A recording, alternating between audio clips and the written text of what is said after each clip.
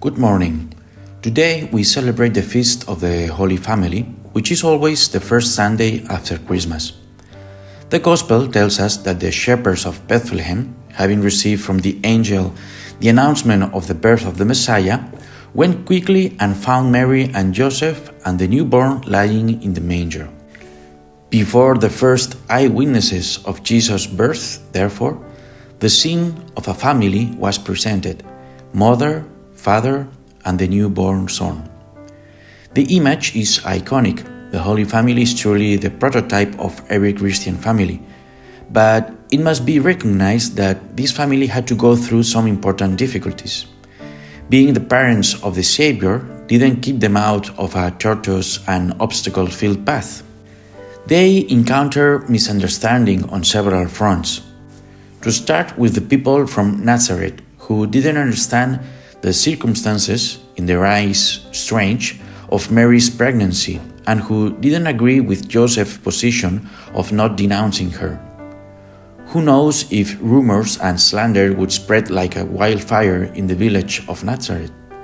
The attitude of Joseph and Mary of conforming to God's plan meant for them to walk under the shadow of human uncomprehension and the unfounded judgment of their contemporaries.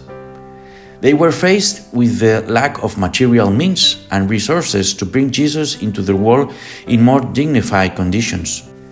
Due to the census of Caesar Augustus, the birth of Jesus had to be improvised in a place devoid of the normal attentions that were given at the time. They were met with the wrathful, sudden, and virulent persecution of King Herod, who couldn't bear the idea of the existence of a king other than himself. If, on the one hand, his son was adored by some Persian magicians from the east, on the other hand, he became the most wanted and hated person of the king of Judea. They found themselves having to live in their hearts with the idea that perhaps because of them, innocent children of Bethlehem had been executed. Indeed, Joseph and Mary were not responsible, but they knew that because of them, more than a few mothers would carry deep sorrow throughout their lives. They were faced with the need to migrate, to go to an unknown country and start from scratch, and furthermore, this trip to the unknown wasn't planned with time, measuring resources and establishing a route to follow. They fled at night, startled, hiding, humiliated, with total secrecy, trying to hide their identity and suspecting everyone, because anyone could be an instrument of King Herod who would give away their location. They had to live with the fear of the future, with the thought of what will happen. God's action through the angel Gabriel had been left in the past. He no longer appeared. He didn't clarify anything for them. He didn't solve the present, nor did he clarify the future. They had to live with the feeling of uncertainty. Joseph and Mary had to make their way and earn their bread with the hard work of every day.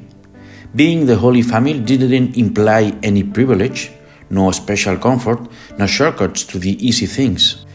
Joseph and Mary had to bear the burden of making mistakes, of not being infallible parents.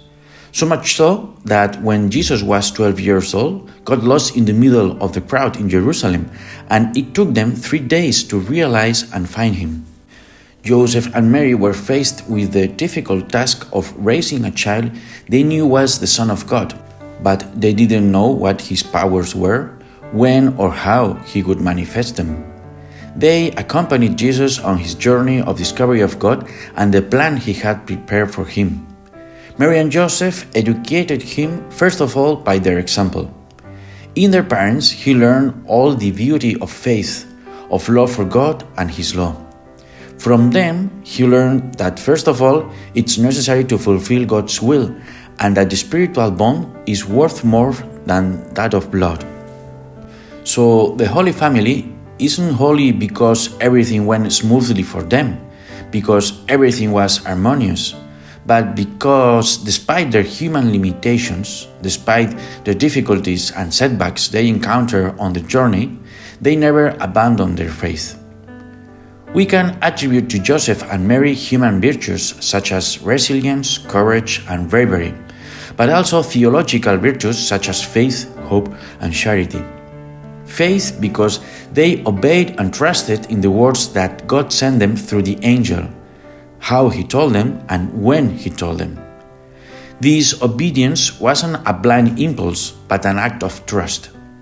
Thanks to the light of faith, they were able to see beyond the immediate external circumstances, full of signs apparently incompatible with the plan of being the parents of the Savior. Hope because they accepted that God cared for them and wanted their good, because thanks to that trust, they relied not on their own strength or abilities to get ahead, but on the certainty that God would fulfill His promises, that hope doesn't disappoint. And charity because, despite the difficulties and setbacks, they never doubted God's love.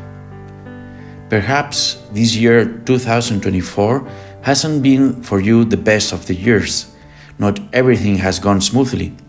Perhaps you've had to face many setbacks. May the Holy Family help you to feel close to God. And God bless you.